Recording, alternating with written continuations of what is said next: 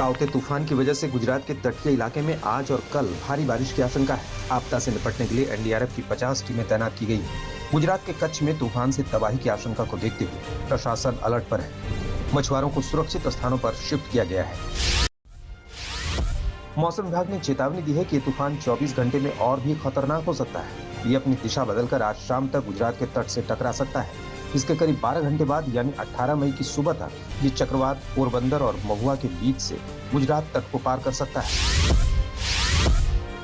IMD ने मुंबई में आज तेज हवाओं के साथ भारी बारिश की आशंका जताई है। बारिश को लेकर यहां ऑरेंज अलर्ट जारी किया गया है। इसकी वजह से मुंबई में 5 जगह अस्थायी शेल्टर होम बनाए गए हैं। पश्चिमी मुंबई में एनडीआरएफ की 3 टीम और बाढ़ से बचाव के लिए फायर ब्रिगेड की 6 टीमें भी तैनात की गई। केरल में तूफान का असर दिख रहा है। कई इलाकों में भारी बारिश हो रही है। अलपुझा में भारी बारिश के कारण निचले इलाकों में पानी भर गया है। तटीय इलाके के लोगों को समुद्र से दूर रहने को कहा गया है।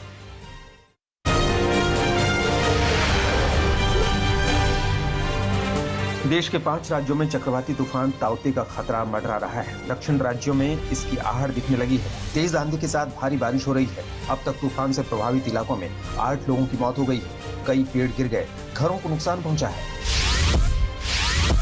कर्नाटक के उत्तर कन्नड़ जिले में ताउते तूफान ने जमकर तबाही मचाई है। उडुपी में 4 लोगों की मौत हो गई। उत्तर कन्नड़ जिले में तूफान की तबाही में 71 घर तबाह हो गए।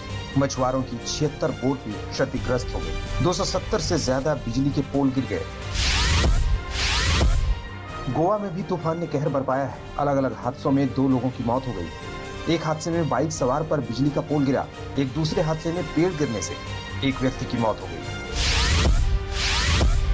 गोवा में तूफान की वजह से आज सभी उड़ानें रद्द हैं। गोवा के मुख्यमंत्री प्रमोद सावंत के मुताबिक तूफान में 100 घर पूरी तरह तबाह हो गए, जबकि 100 अन्य घरों को मामूली क्षति पहुंची। गोवा में तूफान की वजह से करीब 500 पेड़ गिर गए। जगह जगह पर रास्ते बंद पड़े।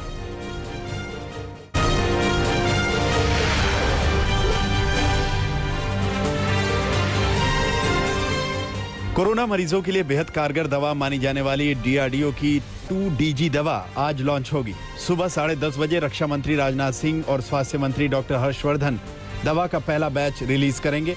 बीते दिनों में drugs controller general of India ने 2-डीऑक्सी-डी ग्लूकोज दवा से कोरोना के इलाज को इमरजेंसी अप्रूवल दे दिया था। दावा है कि ये दवा कोरोना मरीजों में संक्रमण बढ़ने से रोकती है, जिससे उन्हें ठीक होने में मदद मिलती है।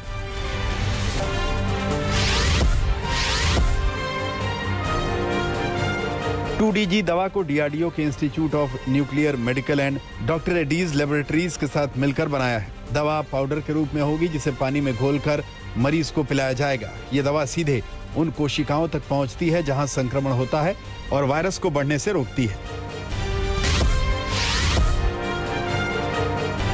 दिल्ली में पीएम मोदी के खिलाफ लगाए गए पोस्टर के मामले में पुलिस ने मंगोलपुरी में एफआईआर दर्ज की, जिसके मुताबिक इन पोस्टर्स के पीछे आम आदमी पार्टी के कार्यकर्ता का हाथ है। पोस्टर मामले की जांच में गिरफ्तार आरोपियों से पूछताछ के बाद पता चला कि सुल्तानपुरी माजरा इलाके में रहने वाले आम आदमी पार्टी के कार्यकर्ता अरविंद गौतम ने पोस्टर छपवाने का ऑर्डर दिया था। अरविंद गौतम फिलहाल फरार बताया जा रहा है।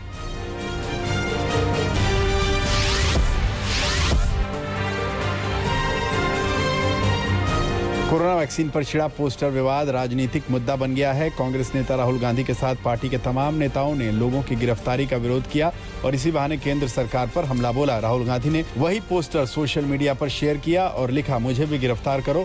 वहीं पार्टी महासचिव प्रियंका गांधी ने उसी पोस्टर को अपनी प्रोफाइल फोटो बना डाली।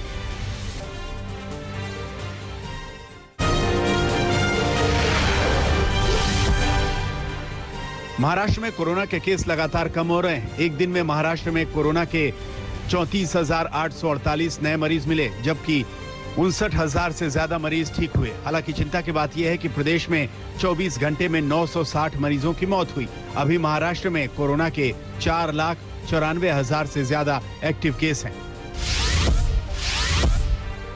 उत्तर प्रदेश में कोरोना के मरीजों की संख्या में गिरावट लगातार जारी है। बीते 24 घंटे में यूपी में कोरोना के 12,547 नए केस आए। प्रदेश में कोरोना के मरीजों की रिकवरी रेट बढ़कर 88% के करीब हो गया है। फिलहाल यूपी में 1,77,000 से ज्यादा एक्टिव केस हैं।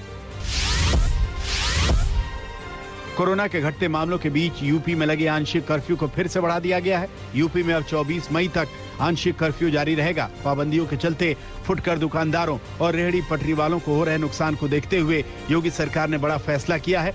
योगी सरकार फुटकर दुकानदारों और रेहड़ी पटरी वालों को 1000 रुपए महीने का भत्ता देगी। साथ ही उन्हें 3 महीने का राशन भी दिया जाएगा। कोरोना के दौर में जमीनी हालात का जायजा लेने के लिए यूपी के सीएम योगी आदित्यनाथ आज फिर पश्चिमी यूपी का दौरा करेंगे। योगी आदित्यनाथ आज मेरठ, गाजियाबाद और नोएडा के दौरे पर रहेंगे। इस दौरान सीएम अधिकारियों से चर्चा कर कोरोना से निपटने की तैयारियों पर वार्ता करेंगे। इसके बाद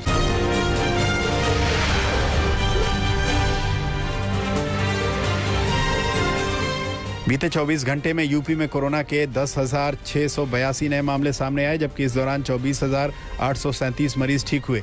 एक दिन में प्रदेश में कोरोना से 311 लोगों की जान गई। प्रदेश में कोरोना से सबसे ज्यादा 27 मौतें मेरठ में हुई। मेरठ में कोरोना के सबसे ज्यादा 701 केस आए हैं। वहीं राजधानी लखनऊ में कोरोना से 20 लोगों की जान गई। यूपी में फिलहाल कोरोना के 1,63,000 एक्टिव केस हैं।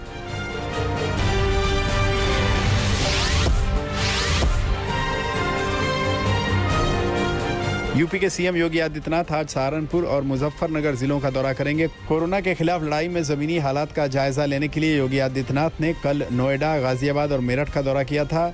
नोएडा में योगी आदित्यनाथ वैक्सीनेशन सेंटर पहुंच गए थे। वहीं गाजियाबाद के भावपुर गांव पहुंचकर योगी ने लोगों का हालचाल जाना था। इसके बाद मेरठ में सीएम ने 30 बेड के कोविड अस्पताल का दौरा किया।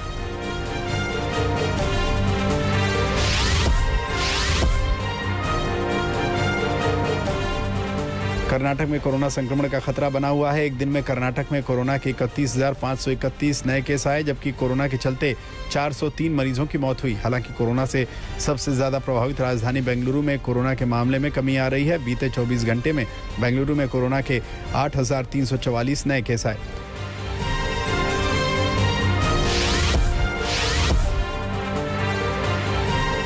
तमिलनाडु में भी अभी कोरोना का खतरा बना हुआ है। प्रदेश में कोरोना संक्रमण के 33,181 नए मामले सामने आए।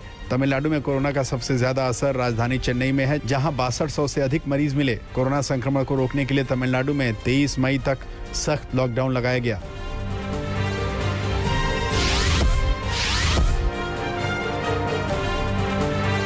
केरल में बीते 24 घंटे में कोरोना के 30,000 के करीब नए केस आए, जबकि कोरोना संक्रमण से 89 लोगों की मौत हुई। प्रदेश में भी कोरोना के 4,40,000 से ज्यादा एक्टिव केस हैं।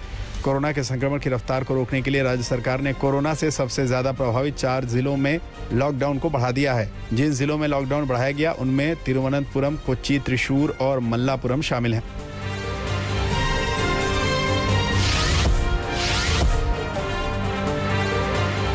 कोरोना के खतरे को देखते हुए हरियाणा में भी लॉकडाउन एक बार फिर बढ़ा दिया गया। प्रदेश में लागू पाबंदियां अब 24 मई तक जारी रहेंगी।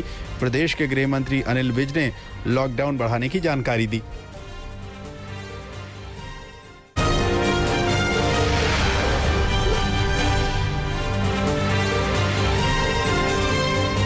इजरायली सेना ने हमास की जबालिया बटालियन के कमांडर के घर पर किए गए हवाई हमले का वीडियो किया जारी। वीडियो जारी करते हुए सेना ने कहा कि घर में आतंकवाद और इजरायल को नुकसान पहुंचाने की चल रही थी साजिश। रविवार को किए गए हमले में 42 से ज्यादा लोगों की गई जान।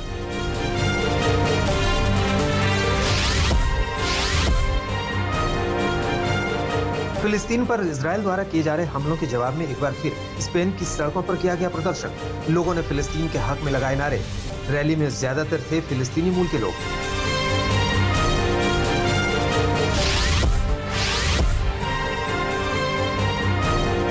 स्पेन की तरह लंदन में भी गाजा पर किए जा रहे इजरायल के जवाबी हमले के विरोध में लोगों ने किया प्रदर्शन। लोगों ने ब्रिटेन की सरकार से इस मामले में हस्तक्षेप करने की मांग की। इजरायली हमले में अब तक गाजा में 152 से ज्यादा लोगों की मौत हो चुकी है।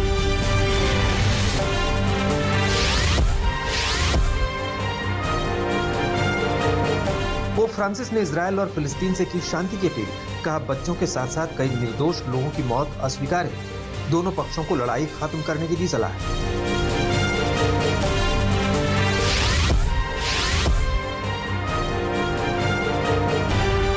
चीन ने अफगानिस्तान से अमेरिकी सैनिकों की वापसी को बताया जल्दबाजी वाला निर्णय।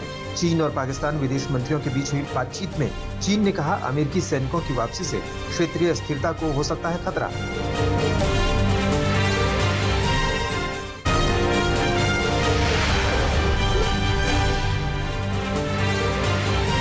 दुनिया भर में कोरोना से मरने वालों का आंकड़ा 33,85,000 के पार। संक्रमितों की संख्या 16 करोड़ 32 लाख से ज्यादा। 14 करोड़ 16 लाख से ज्यादा लोग कोरोना से हुए ठीक।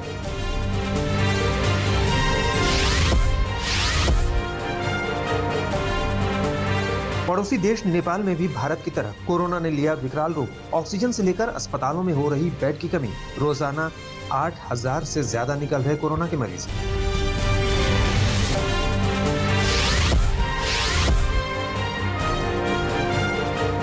ब्रिटेन में भारतीय कोरोना वेरिएंट ने बढ़ाई मुश्किलें। 21 जून को लॉकडाउन खत्म करने की योजना पर संशय। ब्रिटेन के स्वास्थ्य मंत्री ने कहा, कोरोना के मामलों को देखते हुए आने वाले कुछ दिनों के अंदर लॉकडाउन पूर्ण रूप से हटाने पर लिया जाएगा निर्णय।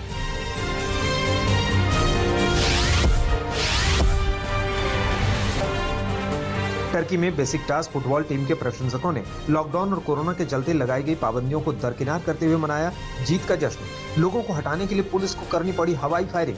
टर्की में लगा है 17 दिनों का लॉकडाउन।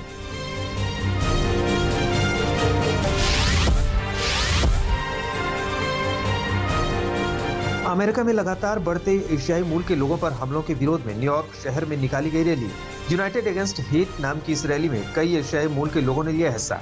रंग भेद और एशियाई मूल के लोगों पर बढ़ते हमलों को रोकने के लिए सरकार से सख्त कदम उठाने की मांग की गई।